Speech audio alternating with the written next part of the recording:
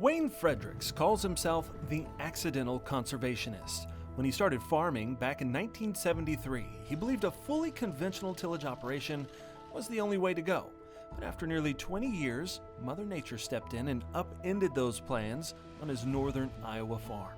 Some of my friends say we're just south of the North Pole when it comes to dealing with cover crops and no-till and such. But 30 years ago, this particular month, we froze up and we couldn't plow our corn stalks. I said plow our corn stalks because at that time, that was part of our production system. We plowed our corn stalks and we worked our bean ground ahead of our corn and soybeans. And so that winter, I was pondering what to do, and I happened to run across an article about a young gentleman that was no-tilling soybeans in southwest Minnesota. That caught my attention. I mentioned it to my John Deere dealer, and long story short, he got a drill in that spring that we could rent and try, and it worked well. They grew well, they yielded well, they looked good, and that was important to my dad. He lived on the highway. And from that point forward, I was an instant no-tiller of soybeans. Strip-till corn came about a decade after no-till. The technology evolved and showed promise. On the 756-acre farm, Frederick says his goal became one of setting an example for other farmers by successfully showing that no-till and cover crops work, sharing information he learned, and trying to make a difference on a large scale.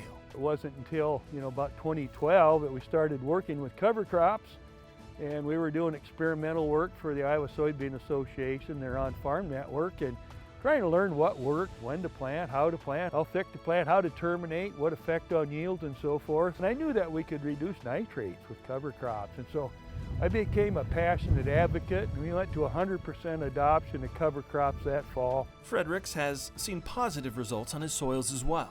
And we done a long-term study that it looked at some of our farms, and we nearly doubled our organic matter in 30 years. The nutrient sequestering properties of a cover crop's root mass also adds to the overall benefit. We don't have the phosphorus runoff that we used to. We don't have the nitrogen that is running out of our drainage systems. We're seeing about a 40% reduction under cover crops on sites that we've been monitoring our tile water. And beyond the benefit to crops, Fredericks places great importance on the bigger picture of conservancy. We've been a good adopter of pollinator habitat and in strategically located places. In fact, this is one of those habitats that we have here. And so we've done some profitability analysis on all of our farms, and we found some of those spots that in a corn bean rotation weren't necessarily always profitable, and if we could put them into a conservation practice such as CRP, we could achieve some benefits that, number one, improved our bottom line profitability, but number two, provided some wonderful habitat for monarchs and other species. Bottom line, he says he's learned that what you do on your land shouldn't just stay there. And I've just kind of put myself out there as walk the talk. We're going to adopt these conservation practices. We're going to learn how to make them work, and then share that information and data with fellow farmers and hope that we can create a bigger community of conservation in this part of the country.